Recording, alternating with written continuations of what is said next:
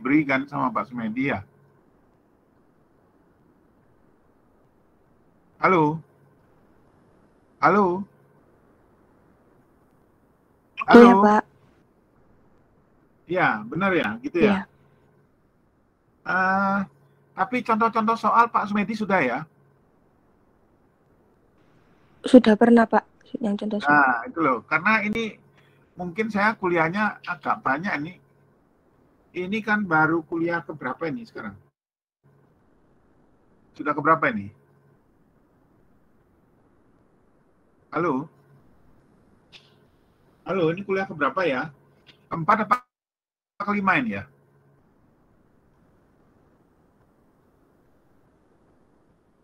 Halo?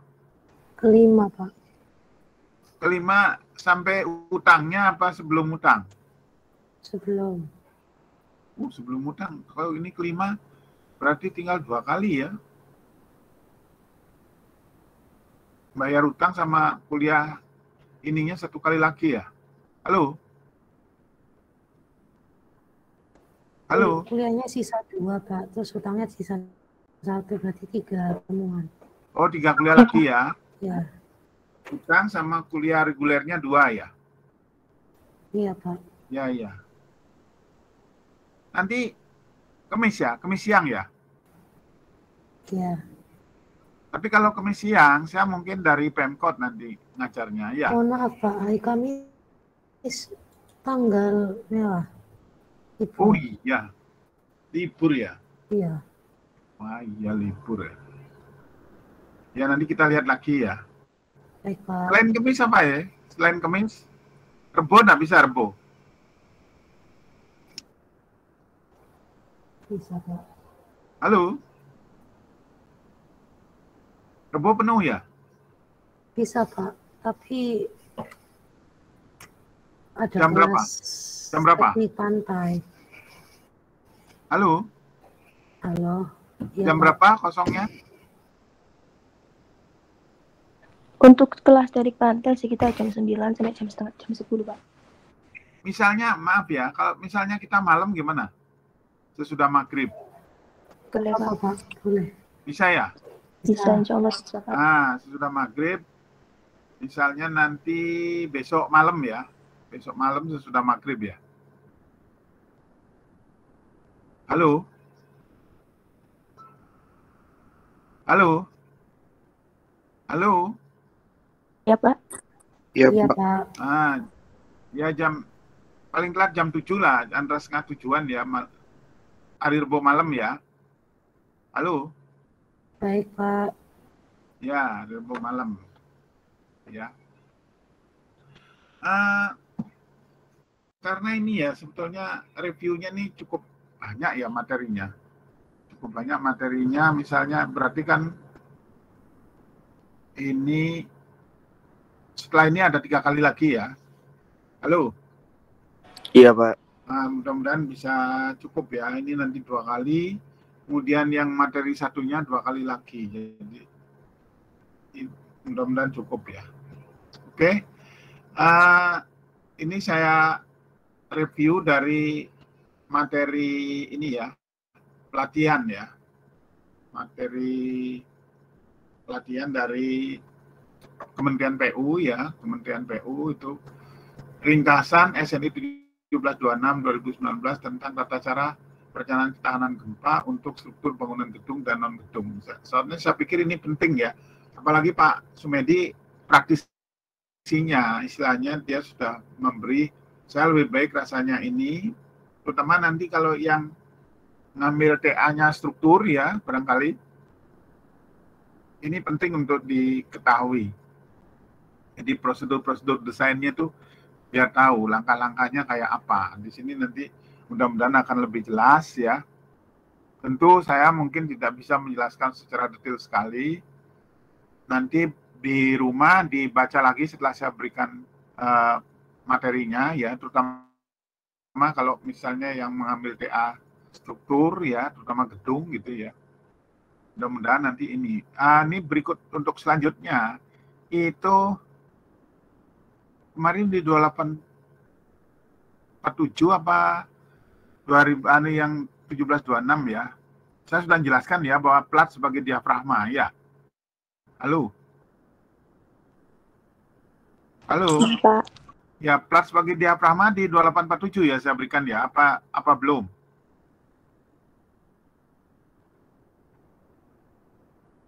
Halo. Sudah, Pak. Oh, sudah disinggung di 2847 ya.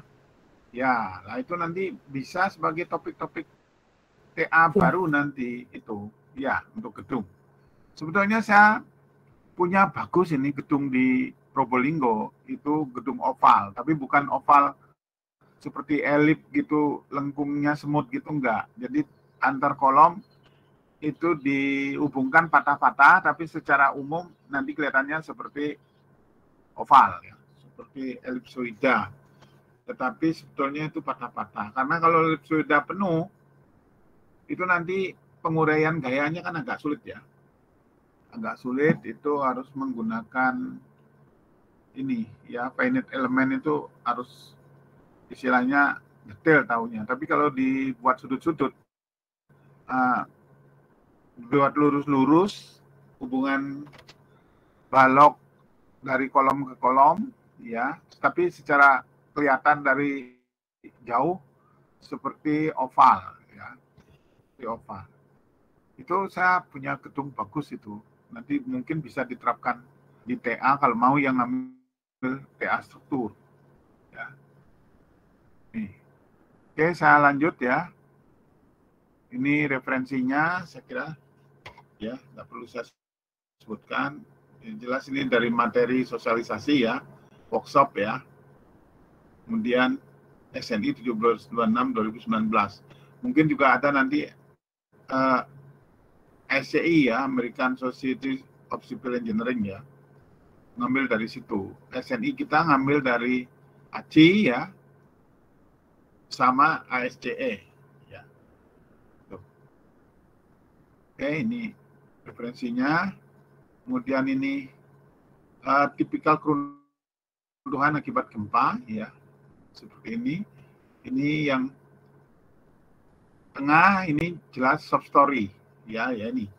Jadi nanti kalau misalnya ngambil TA, kalau ada soft story-nya, itu ada persyaratan, mungkin Pak Smedi juga sudah memberikan kemarin ya, berapa persen ini, apa namanya, tingkat ininya, perbandingan kekakuan antara soft story dengan lainnya, supaya tidak kasus seperti ini, ya. Ini juga gitu ini, ya, yang kanan. Ya, ini juga yang paling kiri bawah. Kalau ini kerusakan permukaan tanah, ini juga rumah-rumah rata tanah ya. Kalau ini gempa Palu ya, ini kerusakan-kerusakan pada struktur gedungnya ya, seperti itu. Kemudian antisipasi sebab kegagalan teknologi konstruksi tahan gempa ya. Ini kondisi teknis tidak diikuti karena kesalahan, jadi tidak mengikuti peraturan ya, maksudnya kesalahan penerapan teknologi dan atau industri oleh pelaku konstruksi terkait aspek-aspek ini ya, aspek desain ya, pengoperasian, kelalaian dan kesengajaan. Kesengajaan ini ada unsur-unsur, sebetulnya ini unsur pidana kalau kesengajaan itu ya, tapi yang sering ini unsur pengoperasian ya. Jadi sering sekali, apalagi maaf ya, kalau mahasiswa itu tidak memahami filosofinya atau tidak memahami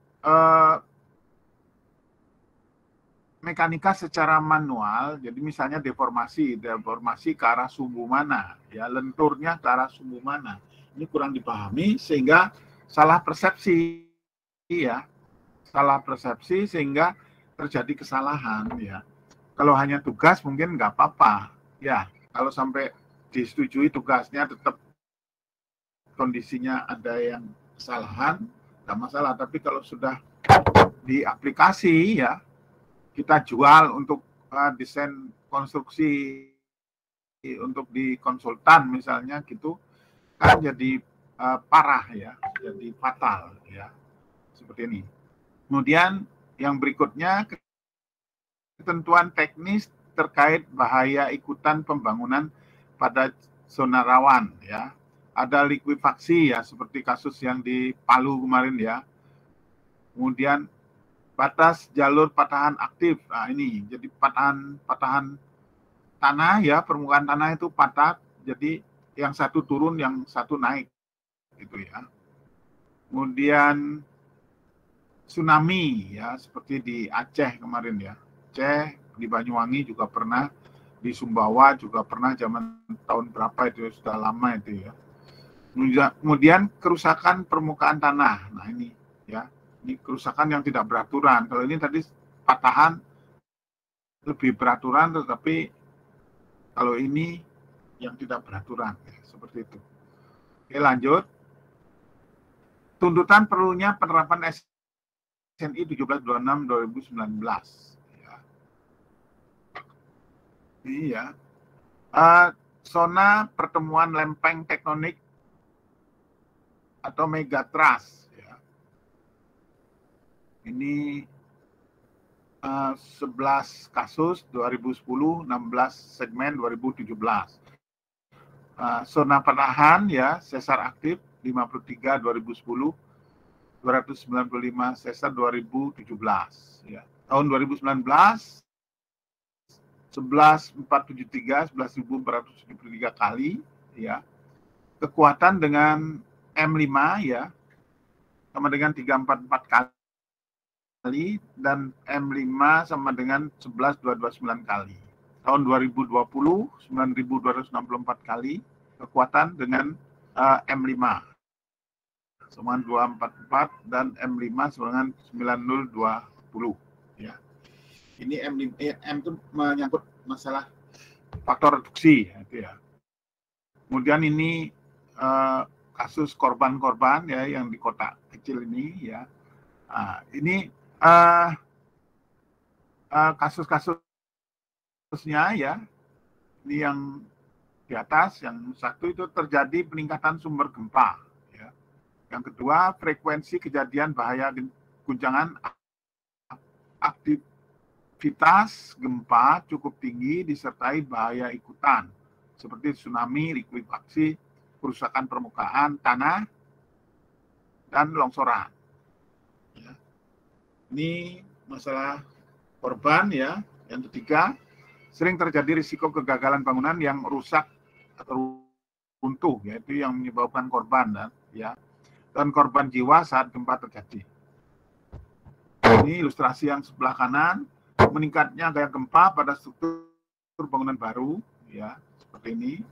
Kemudian meningkatnya gaya gempa pada struktur bangunan ini ya. Nah, kemudian semakin tinggi tingkat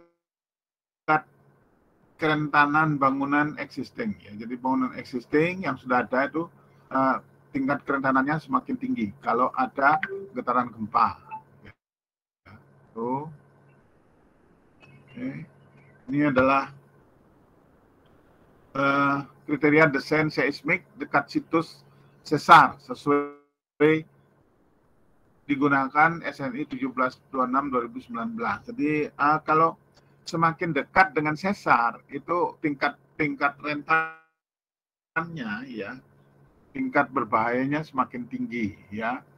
Ini situs dekat sesar ya, pasal 611 ya 2019 ini ya, berjarak 15 km ya, yang berjarak 10 km nanti ya ini dibaca. Ini contoh, ini sebetulnya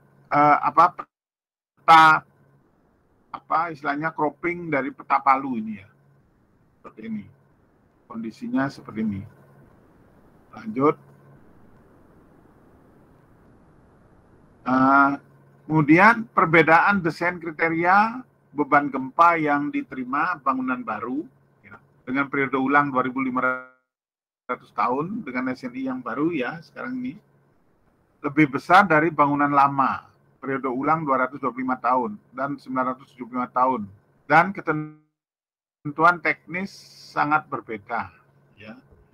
Yang ini ilustrasi yang kiri diterapkan pada bangunan baru ya.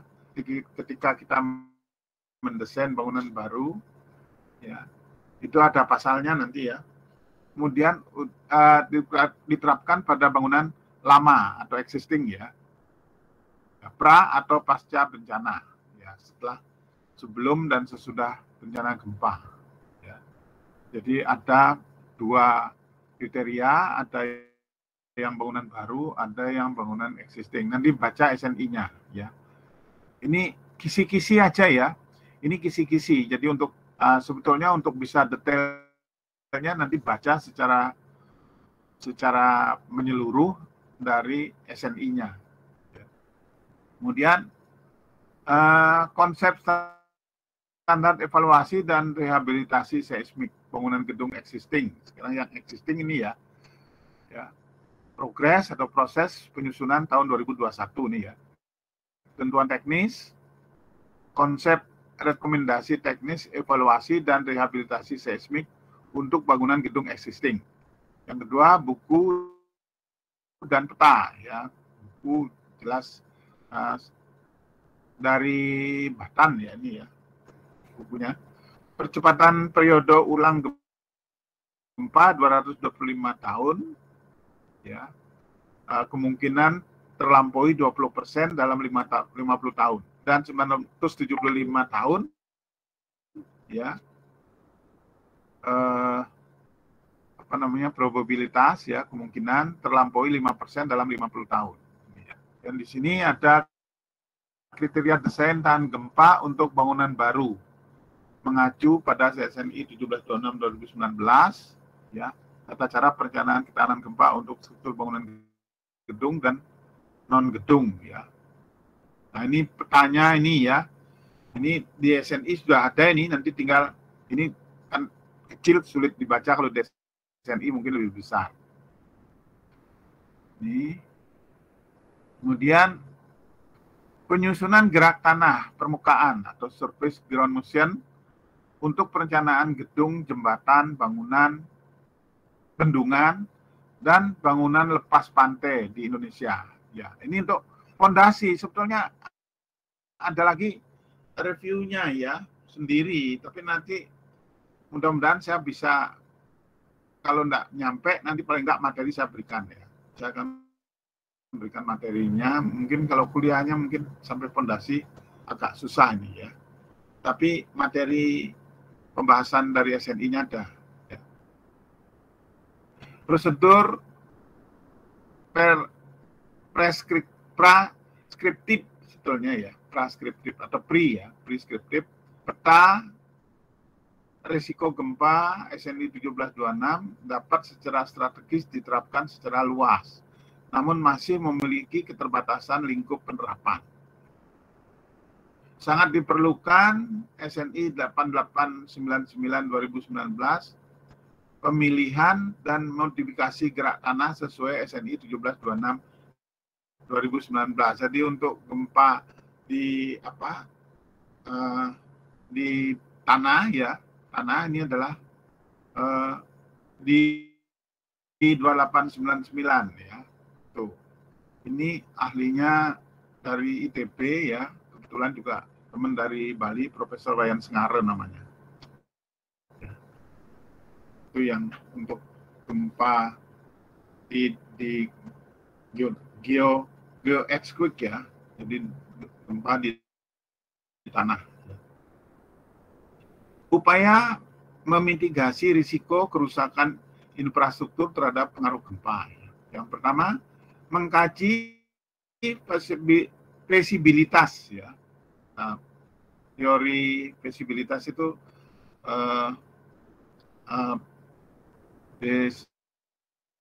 studi awal ya, mengkaji awal ya, pengembangan suatu metodologi generik yang dapat diterapkan secara luas sehingga dapat berlaku untuk berbagai jenis struktur di suatu situs tertentu. Yang kedua, mengupayakan ketersediaan gerak tanah berbagai wilayah tektonik di Indonesia untuk publik dan BMKG. Yang ketiga, mengkaji karakteristik redaman gerak tanah yang cocok merepresentasikan wilayah tektonik dan kondisi situs yang ditinjau di kota-kota besar di Indonesia, mencakup mekanisme, magnitudo, jarak, frekuensi gerak tanah, kondisi tanah, dan bentuk spektral respon gempa pada situs yang ditinjau. Jadi ini semua menyangkut gerak gempa di tanah ya, di permukaan tanah. Ya. Yang keempat, memanfaatkan peta risiko gempa yang sudah dikembangkan pada beberapa hazard level ya. Ini dari SNI 1726 2019 dan SNI 2833 2016. Yang 2833 ini biasanya khusus untuk jembatan ya.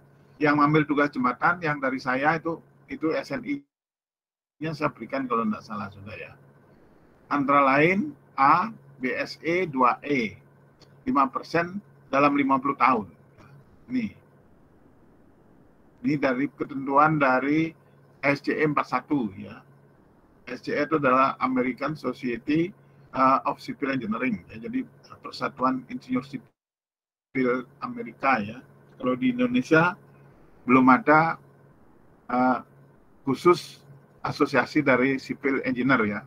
Kalau di Amerika itu sudah ada. Nah, kalau di Indonesia kan PII, jadi seluruh engineer menjadi satu ya. Kalau di Amerika khusus sipil itu ada persatuannya. Atau 7% dalam 75 tahun.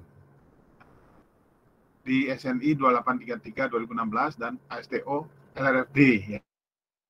Jadi load resistance factor design ya. Atau periode ulang sekitar 1000 tahun. Kemudian BSE ya, 2N, 2% dalam 50 tahun. Ya, ini ketentuan ASCE juga. Atau periode ulang 2475 tahun. Ya, makanya sekarang SNI tentunya kita banyak meniru ASCE, banyak meniru ACI ya. Sekarang periode ulangnya 2500 ya. Kalau dulu 50, kemudian 250, sekarang sudah 2500 ya. Yang kelima, mengembangkan peta risiko gempa pada hazard level BSE 20% dalam 50 tahun ya, atau periode ulang 225 tahun ya. Di atas tadi sudah disebutkan juga ya. Yang keenam, mengkaji pengembangan spektrum respon untuk komponen gerak tanah vertikal, khusus untuk jembatan ini ya, seperti itu. Ini penyusunan gerak tanah permukaan ya, untuk perencanaan gedung, jembatan, bendungan dan ini ya. Kemudian konsep kerangka pedoman ketentuan teknis ya. Yang satu pendahuluan, latar belakang, tujuan, manfaat ya. Kedua, kriteria perencanaan untuk analisis riwayat waktu gedung ya. Barrier structure ya. Barrier itu adalah bahasa Indonesia itu ada lagi barrier itu saya lupa ya namanya, pembatas ya, struktur dalam tanah ini ya, kemudian jembatan ya, kemudian terowongan ya, bendungan, anjungan lepas pantai, sumber gempa, kemudian deagregasi ya, peta deagregasi dan data ground motion Indonesia ya. Jadi gerak gempa di tanah ya. Konsep kerangka buku, peta degradasi bahaya gempa untuk perencanaan gedung dan infrastruktur Indonesia ya. Bab 1 pendahuluan, bab 2 kriteria perencanaan, ini nanti dibaca anunya ya. Tinggal mungkin bisa browsing ya untuk 8899, kalau 2833 mungkin sudah saya berikan ya. Tuh ya. Lanjut. beberapa catatan sosialisasi pemutahiran SNI 1726-2012 menjadi 1726-2019. Ini menyangkut riwayat ya. Pendahuluan pemutahiran SNI 1726-2012 menjadi SNI 1726-2019 dilakukan dengan tujuan untuk meningkatkan kualitas perencanaan bangunan tahan gempa di Indonesia yang didasarkan kepada hasil-hasil penelitian dan kajian terbaru, hasil investigasi pasca gempa, dan pengalaman-pengalaman praktis yang telah terakumulasi selama ini. Ya, jadi ini sebetulnya ranahnya dari penyusun SNI-nya kemarin ya. Ini sering dilakukan di Puskim Bandung ya. Kemudian referensi utama yang digunakan adalah hasil-hasil kajian yang dilakukan oleh lembaga kajian Amerika. Ya, jadi sekali lagi saya katakan kita selalu mengacunya ke Amerika karena zona gempa kita lebih akurat kalau ke Amerika ketimbang ke Eropa. Ya. Kemudian NERAP yang berbeda di bawah FEMA dengan turunan-turunannya ini semua bisa di browsing ya, FEMA dan turunannya seperti SCE dan IBC ya. Pemilihan referensi utama ini didasarkan pada keinginan agar terjadi keseimbangan baik dalam pengembangannya dengan referensi pendukung yang sudah didapat, yang mudah didapat dengan tingkat keandalan yang cukup tinggi. Referensi lainnya didapat dari berbagai acuan praktis yang telah terakumulasi dari berbagai pengalaman merencana dan membangun di Indonesia. Untuk pemutahiran SNI 1726-2012, acuan normatif yang digunakan adalah NERAP, ya. Kemudian FEMA, kemudian SCE. Dalam rekomendasi tata cara perencanaan seismik yang dikeluarkan oleh NERAP edisi 2015 maupun SCE 716 ya, dinyatakan bahwa perencanaan bangunan tahan gempa adalah menggunakan pendekatan perencanaan berbasiskan kinerja. Ya, berbasis kinerja ini biasanya pakai pushover ya, PBK atau Performance Based Design PBD ya, dengan target kinerja yang sama seperti pada edisi sebelumnya. Ya. Ini untuk mengingatkan kita semua, kinerja struktur bangunan dapat ditunjukkan dalam kurva hubungan antara tingkat beban gempa dengan tingkat kerusakan yang terjadi pada struktur bangunan seperti slide berikut. Nah, ini ya. Perencanaan berbasiskan kinerja struktur bangunan. Ini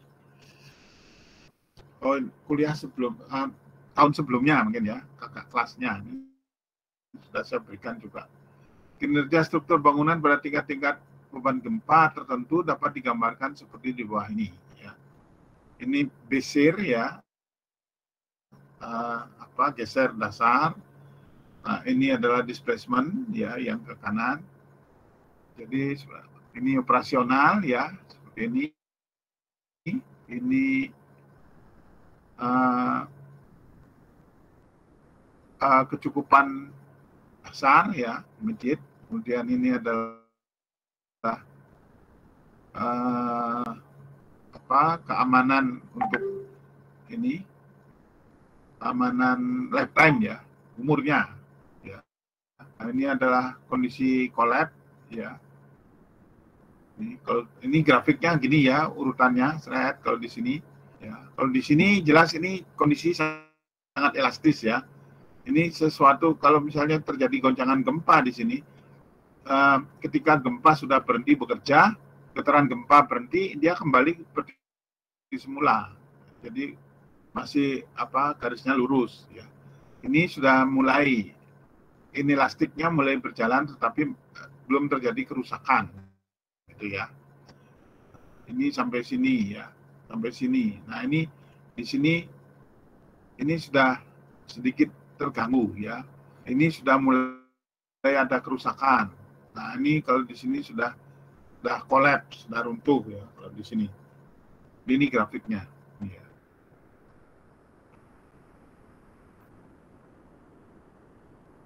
Kemudian level kinerja bangunan dan tingkat kerusakannya.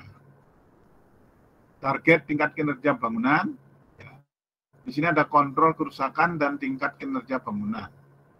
Ada target tingkat kinerja bangunan. Kemudian ini ada collapse, ya, prevention level, jadi level collapse-nya. Nah, kemudian keamanan ini ya berdasarkan waktunya ya, waktu keamanan seiring dengan waktu, kemudian immediate occupancy tadi ya, kemudian operasional. Ini kerusakan keseluruhan ya, ada parah, menengah, ringan, sangat ringan ya. Ini komponen struktur, sistem pemikul beban lateral tersisa sedikit ya. Sistem pemikul beban gravitasi masih berfungsi ya. Kemudian simpangan lateral struktur permanen ya. Bangunan dalam kondisi hampir rubuh dan sebaiknya tidak ditempati kembali. Nah, ini sebenarnya kalau kita mengacu ini kita berbicaranya dari sini ya, dari sini ke sini ya, dari sini dari ujung jadi keruntuhan sampai ke yang ringan. Nah, ini ya.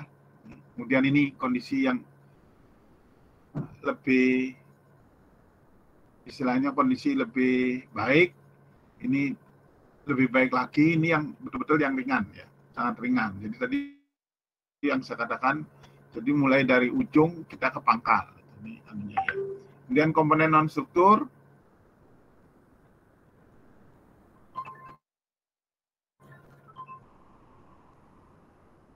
halo, ya.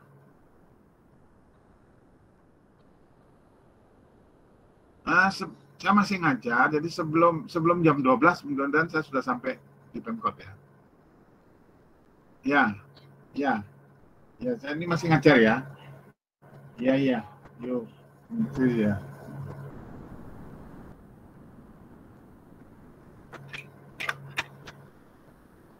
Lanjut ya, komponen non struktur. Yang di atas tadi komponen struktur, terjadi banyak kerusakan ya. Yang ini kebanyakan sistem arsitektural ya, mechanical dan electrical rusak. Yang ini peralatan secara umum aman, tapi mungkin tidak dapat dioperasikan karena adanya kegagalan mekanikal atau kurangnya utilitas. Jadi gini, yang ini mungkin seperti pipa air bersih sudah banyak akibat kerusakan dinding dan sebagainya, mungkin yang dilalui pipa-pipa itu sudah rusak sehingga tetap tidak bisa dioperasikan ya. Kalau yang ini hampir tidak terjadi kerusakan yang berarti. Semua sistem penting untuk operasional bangunan masih berfungsi dengan baik. Jadi karena kerusakan sangat ringan, jadi yang kondisi tadi yang saya katakan, kondisi elastisitas masih tinggi. Ketika gempa berhenti bekerja, dia kembali kondisi seperti semula. Ini yang sangat ringan ya. Kemudian yang paling bawah ini adalah perbandingan dengan kinerja yang diperuntukkan untuk bangunan tipikal yang didesain sesuai peraturan desain terhadap gempa untuk bangunan baru. Ya. Ini jauh lebih banyak terjadi kerusakan, risiko terhadap nyawa manusia jauh lebih besar. Jadi kalau sudah kondisi yang ini tadi, kalau sudah kolaps, ya, jadi mengancam terhadap nyawa itu besar sekali ya. Yang kedua ini banyak terjadi kerusakan, risiko terhadap nyawa manusia sedikit lebih tinggi. Ya, ini lebih ringan dari ini lebih ringan dari ini ya, yang kiri. Kemudian yang untuk Yang ketiga, lebih sedikit terjadi kerusakan, risiko terhadap nyawa manusia rendah. Yang ini, yang paling terakhir, jauh lebih sedikit terjadi kerusakan, risiko terhadap nyawa manusia sangat rendah. Ya, otomatis lah. Ya, semakin ringan kerusakan, semakin risiko semakin rendah.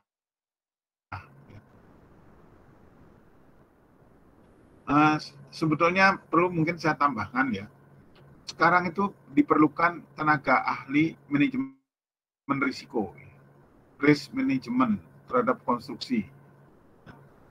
Nah, ini itu kalau nggak salah itu ada pelatihannya tersendiri. Terus kalau lulus dari pelatihan dapat sertifikat, ya, dapat sertifikat. Ya, tenaga ahli manajemen risiko konstruksi. Ya. Itu masih langka, ya. Langka itu sekarang laku itu. Kemudian sasaran kinerja struktur bangunan. Ya, ini intensitas gempa, ya. Ini level performance, ini ya.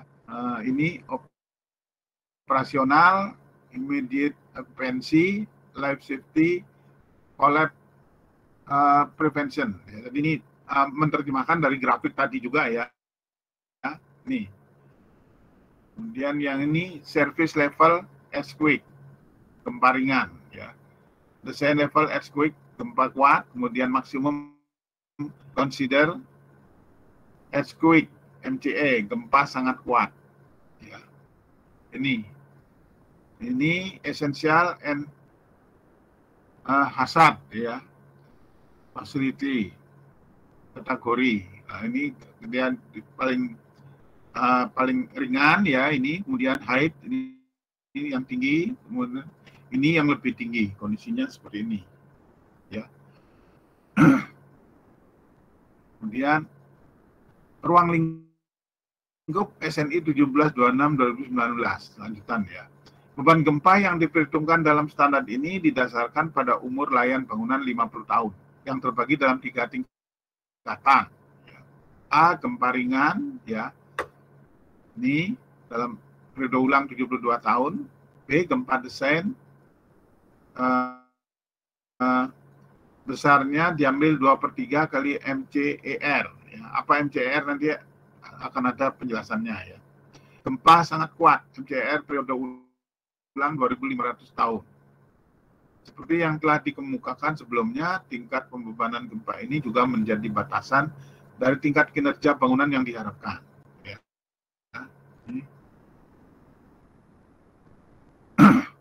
Metode analisa perencanaan, ya, dasar pemikiran ya, suatu standar perencanaan bangunan yang umum seharusnya dapat dilakukan oleh para insinyur dengan pengetahuan rata-rata standar dan dengan menggunakan alat-alat bantu analisis software yang relatif mudah dan umum dipakai seperti SAP ya, SAP 2000 ya, ada lagi ETAP ya, yang umum itu ETAP juga. Kemudian konsekuensi ya, menghindari penggunaan model perilaku dan analisis yang sulit ya, sehingga perlu dibuatkan berbagai penyederhanaan, tabulasi perilaku struktur berdasarkan hasil-hasil pengujian ya, dan berbagai pembatasan, sehingga dengan mengaplikasikan ketentuan yang tercantum dalam buku standar ini diharapkan sasaran kinerja struktur bangunan dapat tercapai dengan akurasi yang baik dan biaya yang masih ekonomis. Jadi ini secara garis besar itu kita diusahakan membuat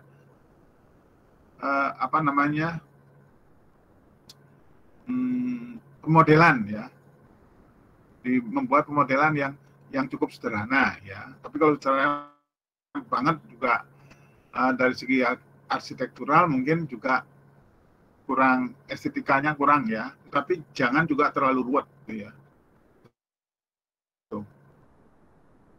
Hingga berikutnya langkah-langkah ya. Analisis dilakukan dalam satu langkah. yaitu berdasarkan beban gempa desain ya, yang besarnya 2/3 kali MCER. Ya. Sedangkan struktur dimodelkan dalam kondisi elastik, yaitu dengan cara memodifikasi, mereduksi besaran beban GD ini dengan suatu besaran R 1,5 lebih kecil R lebih kecil 8. Ini ya, kalau yang parsial itu antara 1,5 sampai 5 ya. Kalau yang penuh ya, gempa kuat itu sampai 8, bahkan sampai 8,5 ya. Sampai 8,5. Yang nilainya tergantung dari sistem struktur penahan gaya gempa yang dipilih. Gaya-gaya dalam dari hasil analisis ini digunakan merancang seluruh elemen struktur dengan mengikuti ketentuan-ketentuan dalam standar ini. Deformasi struktur inelastik didapat dengan mengalihkan deformasi elastik dengan suatu faktor CD yang besarnya tergantung dari sistem struktur yang digunakan. Jika ketentuan standar ini seluruhnya dipenuhi dengan seksama, maka hasil rancangannya dijamin dapat memenuhi seluruh target kinerja bangunan yang direncanakan. Jadi desain struktur yang tahan gempa istilahnya bisa dikatakan berhasil ya. Jadi tergantung dari wilayahnya. Kalau wilayah ringan sedang itu R-nya antara 1 sampai 5 ya. Kalau yang kuat di atas 5 sampai lebih kecil sama dengan 8. Atau SNI kalau tidak salah 8,5 ini ya. Tuh. Ya. Tapi dengan 8 itu sudah cukup mestinya. Sebelum saya teruskan, ada pertanyaan? Halo? Halo? Halo? Halo? Ya, Pak. Silakan. Kalau ada yang perlu ditanyakan mungkin. Halo? Halo? Cukup jelas, Pak. Ya, ya. Nanti untuk lebih jelas lagi SNI-nya dibaca ya.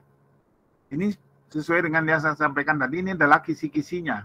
Ya, kisi-kisinya tentu kalau mau tahu secara detail dengan membaca SNI-nya. Ya. Oke, saya lanjut ya. Untuk bangunan dengan sistem struktur yang tidak umum, ya, tidak umum, atau yang tidak terdapat dalam standar ini, atau yang masih memerlukan pembuktian tentang kelayakannya, tidak dapat menggunakan ketentuan-ketentuan dalam standar ini. Jadi kalau menyimpang dari ketentuan ini tentu di luar ya, di luar ketentuan. Ya. Biasanya kalau di luar ketentuan, desainer ya yang merencanakan itu diminta untuk mempertanggungjawabkan dasar-dasarnya dari mana. Gitu. Ya. Apa dasarnya untuk desainnya dia. Gitu ya. Untuk itu metode analisis yang harus diterapkan haruslah metode analisis yang rasional. Ditunjukkan dengan berbagai pengujian yang membuktikan target atau sasaran kinerja struktur terpenuhi dengan target keandalan, reliability ya, yang sesuai dengan standar ini. Prosedur analisis yang digunakan harus mempertimbangkan ketidakpastian dalam hal pembebanan dan kekuatan struktur. Ya, jadi itu tadi. Jadi kalau di luar ketentuan SNI 2019 ini nanti siapapun konstruktornya ya yang merencanakan strukturnya itu harus memberikan penjelasan yang jelas dasar dari analisisnya. Ya. Kemudian seluruh prosedur analisis, pengujian dan perhitungan yang digunakan untuk menunjukkan kesesuaiannya dengan target-target standar ini harus dipelajari dan diperiksa oleh suatu tim pakar independen, peer review, yang laporan dan dokumentasinya dibuat dan diserahkan kepada pihak yang berwenang. Seperti itu ya. Seperti yang dikemukakan dalam pendahuluan, pemutakhiran standar ini didasarkan pada hasil-hasil penelitian dan kajian terbaru. Hasil-hasil investigasi pasca gempa dan pengalaman-pengalaman praktis yang terakumulasi dalam periode ini. Jadi penyusunan ini ya berdasarkan hasil investigasi dan hasil-hasil penelitian tentang kasus-kasus gempa yang sudah terjadi, ya. Terutama di Indonesia ya, banyak sekali kasus di Indonesia. Hampir setiap hari ya, coba lihat di medsos itu, hampir setiap hari ada gempa ya. Perubahan yang terjadi dapat berupa perubahan dari ketentuan yang ada, tambahan dari ketentuan yang ada, penggantian dari ketentuan yang ada, atau tambahan ketentuan baru. Kemudian perubahan-perubahan yang dilakukan dapat disimpulkan pada tabel berikut. Nih, topik perubahan ya, kemudian pasal atau butir terkait sesuai SNI 1726/2019. Ya. 1. Ruang lingkup umum atau redaksional. Setelah di 1, revisi koefisien situs FA dan FV dan FPGA untuk MCER dan PGAM. Nanti ini lihat di SNI ya, ini pasal 6.2 dan pasal 6.7.3. Ya. Kemudian prosedur gerak tanah pada spesifik situs. Itu pasal 6.9 ya. Ketentuan SMS dan SMI pada kondisi tanah yang sangat buruk ya. Itu 6,6 pasal 6.2. Ya. Kemudian yang keempat, gerakan tanah vertikal untuk perencanaan pasal 6.11 ya. Yang kelima, adopsi FEMA P695 metodologi untuk menilai usulan sistem struktur baru penahan gaya gempa alternatif, itu pasal 7.2.1 ya. Kemudian adopsi FEMA P795 metodologi untuk menentukan elemen pengganti pada sistem struktur penahan gaya gempa, itu pasal 7.2.2 ya. Yang ketujuh, ketentuan untuk menggunakan nilai SS untuk mendapatkan CS. Ini respon spektra ya, di respon spektra dilihat itu di pasal 7.1.3 ya. Kemudian torsi tak terduga, ini pengecualian ya, tentang pengecualian itu adalah pasal 7.8.4.2. Untuk detailnya kembali lagi saya katakan nanti di SNI. Kemudian yang nomor 9, prosedur modal analisis ya. Modal teragam ya, ya. Analisis dalam hal penskalaan nilai shear story ya, geser tingkat ya. Pemodelan struktur 3 dimensi dan modal respon riwayat waktu linear ya. Pasal 7.9 itu ya. Yang ke-10, ketentuan tentang pondasi yang berada di atas situs yang liquefiable. Ya, liquefiable itu berarti istilahnya yang likuifaksi yang tidak membahayakan ya, artinya mampu mengantisipasi likuifaksi ya. 7.13.8 itu pasalnya ya. Yang ke-11, alternatif baru prosedur perencanaan diafragma dan faktor reduksi gaya diafragma RS. Nah ini ya, ini pasal 7.10.3 yang saya katakan tadi. Jadi plat bisa berfungsi sebagai diafragma ya. Kemudian yang ke-12, prosedur respon gempa riwayat waktu, itu pasal 11. Yang ke-13, ketentuan perencanaan seismik untuk struktur dengan dasar terisolasi, itu pasal 12. Yang ke-14, peta gempa beserta respon spektra terkait, ya, itu sesuai lampiran, ya.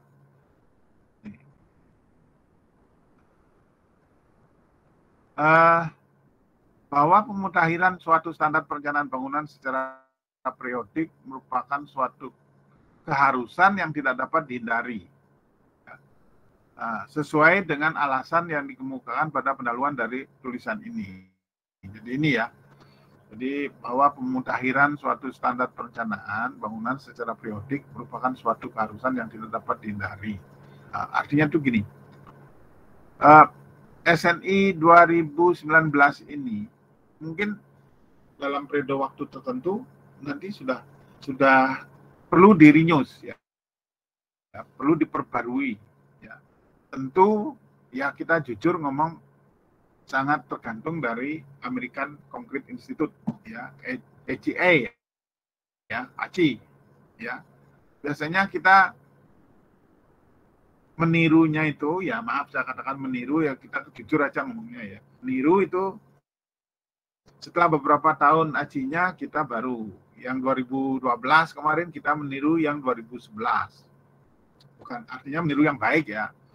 Yang 2019 kita mengutip dari 2014. Itulah, mungkin nanti ada 2024, mungkin atau 2025 mengutip dari 2029 atau 2027 gitu, mungkin. Kenapa mengutip? Kembali saya katakan bukan berarti terus kita ini hanya meniru saja, tapi menyesuaikan dengan kondisi kita di Indonesia. Dan zona gempanya kita istilahnya satu garis dengan Amerika, ya, sehingga terakhir-terakhir ini kita mengacu pada peraturan Amerika, ya. Yang kedua, bahwa konsep perencanaan berbasiskan kinerja memberikan wawasan pengertian yang lebih mendalam pada pemilik bangunan dan pengguna tentang kondisi bangunan pasca bencana, sehingga memudahkan perencanaan pemeliharaan dan rekonstruksi jika diperlukan, ya. Ini jadi bahwa ini kan setelah kita menganalisis dari analisa struktur, misalnya pakai etap atau pakai SAP, nanti bisa di kinerjanya dicek dengan pushover. Kata umumnya pakai pushover, ya. Tuh. Kemudian yang ketiga, walaupun sumber utama dari standar ini adalah publikasi dari FEMA, NEREP, dan ASCE, namun kita sudah mulai lebih banyak mengadopsi hasil-hasil pemikiran, penelitian, dan pengalaman kita merencana dan membangun di Indonesia untuk menjadi ketentuan-ketentuan dalam standar ini. Jadi gini, jadi tidak serta-merta kita mengikuti aturan-aturan dari peraturan luar negeri, tapi juga kita mengaplikasikan dari kondisi-kondisi desain di Indonesia atau pengalaman-pengalaman kasus-kasus gempa yang terjadi di Indonesia. Yang keempat, penerapan ketentuan-ketentuan dalam standar ini untuk pembangunan merupakan tindakan kesiapan kita menghadapi ancaman bencana, khususnya gempa bumi. Oleh karena itu, untuk mereduksi kerugian akibat bencana yang mungkin timbul, sosialisasi dan langkah-langkah pengawasan penerapan standar ini perlu ditingkatkan. Jadi bagi kita, ya, seorang civil engineer, terutama yang bergerak di bidang struktur, ya, jadi wajib bagi kita ini tadi, ya, rencananya mungkin sosialisasi dan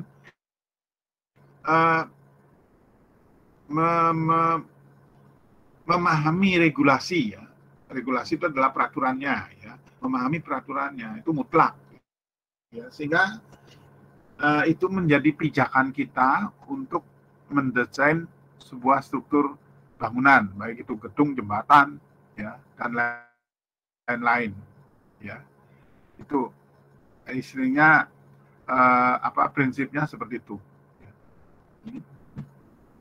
Perkembangan peta gempa dan penerapannya dalam perencanaan gedung tahan gempa di Indonesia.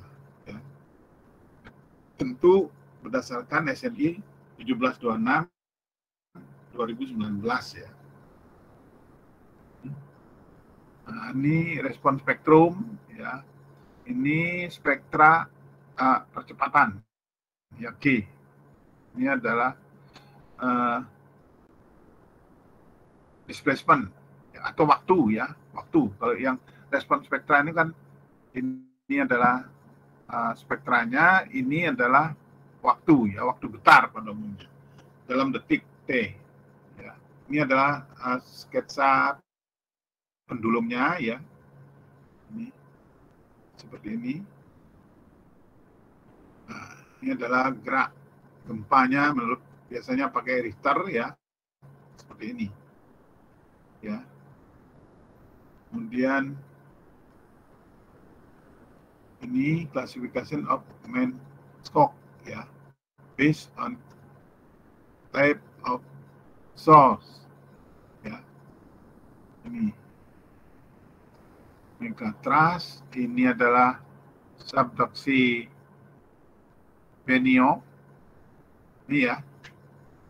Nanti dibaca ya, ini apa? Yang merah-merah ini berarti kasus-kasus yang paling frekuensi ya, frekuensinya yang tinggi ini ya. Jadi dari Sumatera, Jawa, Bali, Nusa Tenggara sampai Papua ya, kemudian Sulawesi, Maluku. Nah, kalau di Kalimantan kalau kita lihat itu pulau yang paling rendah ya frekuensi gempanya, dan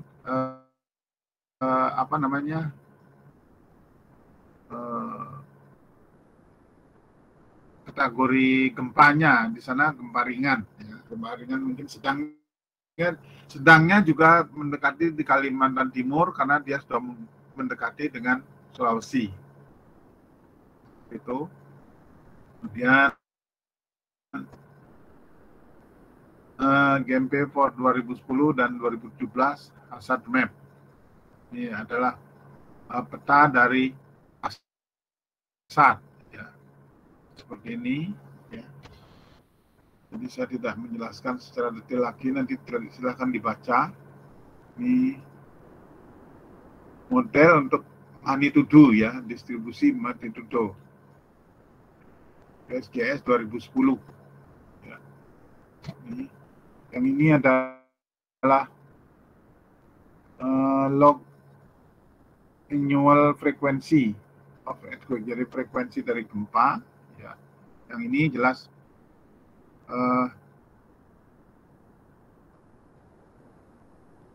besarnya ya, besarnya gempa nih frekuensinya, ini besarnya gempa ya. M5 6,5 7,8 nih. Kemudian ini HAZARD peta HAZARD ya. Ini 20% ini tadi ya, sebenarnya di depan ini sudah dibahas ya, nanti tinggal dilihat ini. Ini secara idealisasi ini ya, tapi di dalam respon spektra ini dibuat thread, itu dibuat sudut-sudut ya, ini gini. Nah ini sangat tergantung dari jenis tanahnya ya. Lengkungan ini sangat tergantung dari jenis tanahnya, lunak, sedang, keras ya. Itu nanti di SNI dibaca. Ini peta gempanya ya. Ini secara detail ini Sulawesi ya, karena Sulawesi kemarin boleh dikatakan yang terparah yang terakhir ini ya. Sehingga ini tadi yang disitir daerah sini ya, di daerah sini yang di depan itu. Ini Sumatera, ini ya, ini garis yang gelap, coklat-coklat ini adalah garis ininya, sesar gempanya, ini ya. Ini di Jawa, tidak terlalu kuat seperti Sumatera ya. Hanya di tempat-tempat tertentu. Jogja, kemudian di Banten kalau tidak salah ya, Jakarta, Serang, kemudian ini di Surabaya, yang terakhir itu sudah sesarnya juga sudah mulai ada sesar rumput dan waru dan seterusnya. Terus ini Bali juga karena dia kecil, jadi gempa, kalau kena gempa pasti getarannya kuat ya, karena pulaunya kecil, resonansinya besar. Ini kalau Papua itu hampir sama dengan Sumatera ya, mungkin lebih kuat lagi di Papua.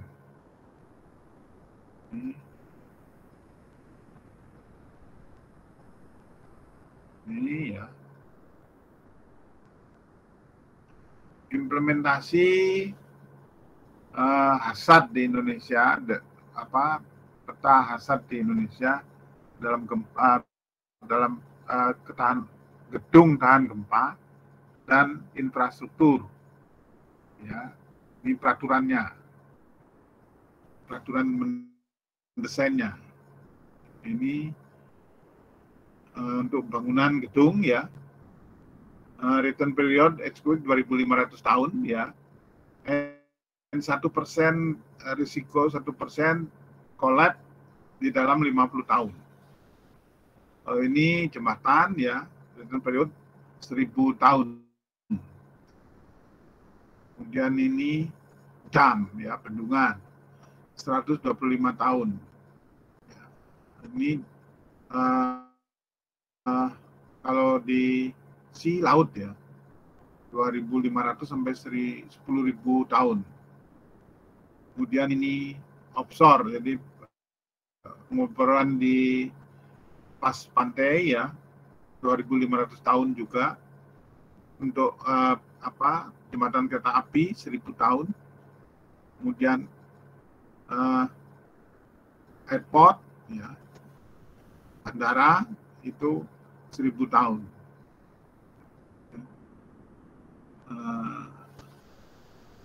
Jadi gerakan gempa tanah ya require ya, jadi kebutuhannya non-linear respon dengan riwayat waktu ya, analisis sesuai dengan SNI 17 2019.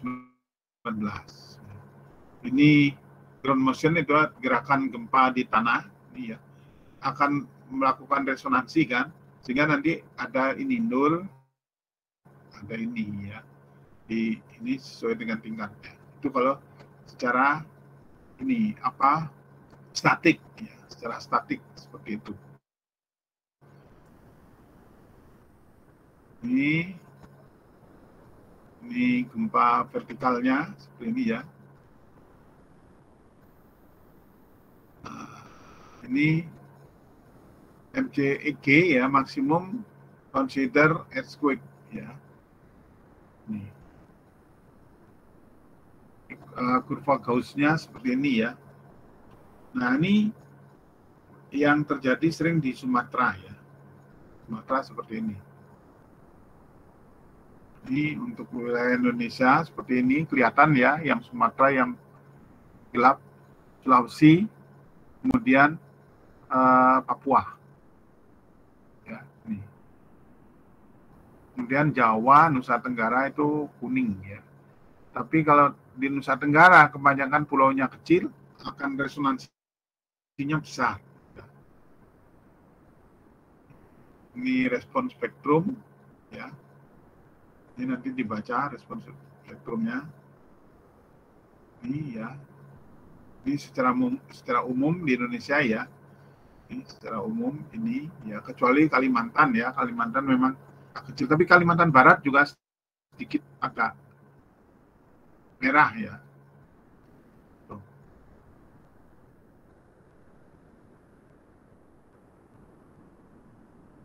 Ini signifikan change of building code. Ya.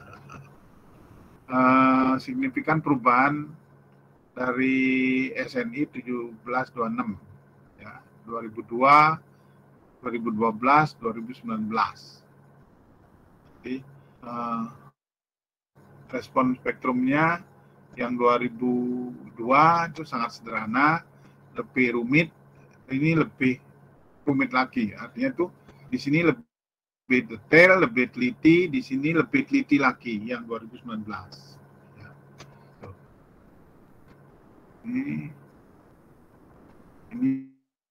Ini aplikasi dari SCE 2016. Ya. Ini nanti dilihat ya. Ini untuk gempa vertikal ya. Ini. Kemudian MCER race target ground motion ya. Risiko MCER ya. Jadi SCE 2010 dan 2016 1% risiko kolap dalam 50 tahun. Per 5.000 per tahun. Ini rumusnya PF itu adalah sebenarnya integral 0 sampai tak terhingga H kali A kecil ya, kali diferensial PF kali A dibagi dengan diferensial A kali diferensial A ya. Ini ya nanti dilihat di SNI-nya ya, ini rumus-rumusnya.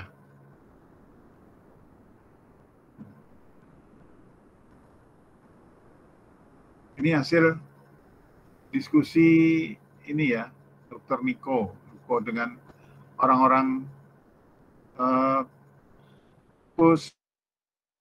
Pusbatan ya, Pusbatan, Pusat Penelitian Gempa ya. Gerak tanah geometrik dalam SNI 1726 2019 ya. Seperti ini. Ini gerak tanah ya, seperti ini ya. Ini adalah pusat gempa, ini hipocentrum, ini epicentrum ya. Kemudian resonansinya nih kemana-mana ya, sumbu X, sumbu Y ya. Itu ini ya, konsensus untuk nilai maksimum direction factor, jadi faktor arah ya. SCE 705 ya, SS ini nanti semua ada di SNI ya, dibaca nih.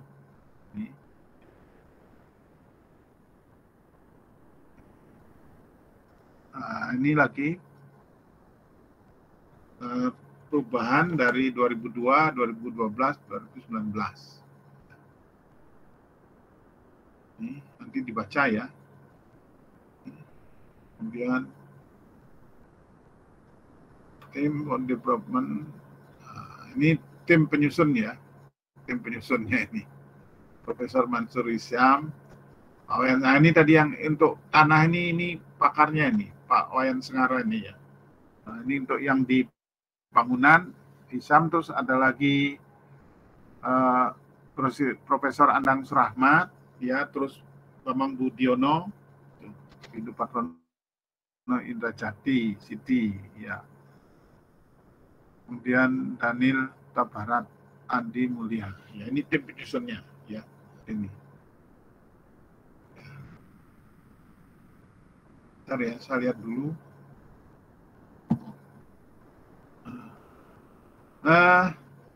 Ada pertanyaan sampai di sini? Halo? Halo?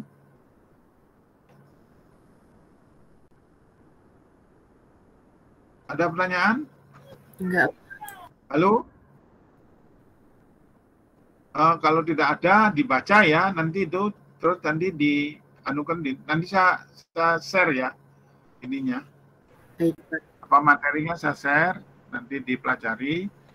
Nanti saya teruskan dengan minggu depan ya. Minggu depan saya teruskan. Ini belum selesai tuh. Masih ada sesi satu lagi. Ya, mungkin satu seri itu 2 kali pertemuan, satu seri itu. Makanya mungkin pas 4 kali pertemuan, mudah-mudahan SNI 2019-nya habis reviewnya. Ya. Kalau nggak ada pertanyaan, saya sudahi sampai sini. Nanti jam 10 Beton Prategang ya. Halo. Baik, Pak. Halo, jam 10 Beton Prategang, nanti buatkan juga anunya ya. Apa Baik, namanya? Linknya ya. Oke. Sementara saya langsung live ya. Iya, Pak. Terima kasih, Pak.